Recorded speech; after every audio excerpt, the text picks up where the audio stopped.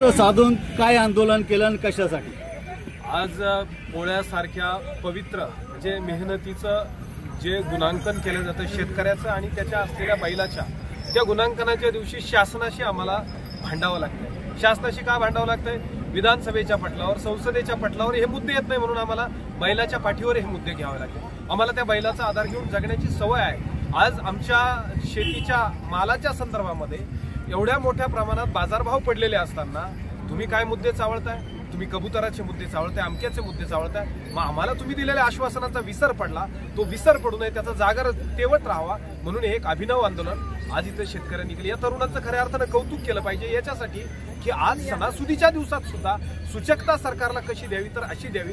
7-12 कोरा करा, कोरा करा. कोण म्हणताय 7-12? तुम्हीच सांगितलं होतं कोरा करणार, तो कोरा करत नाही.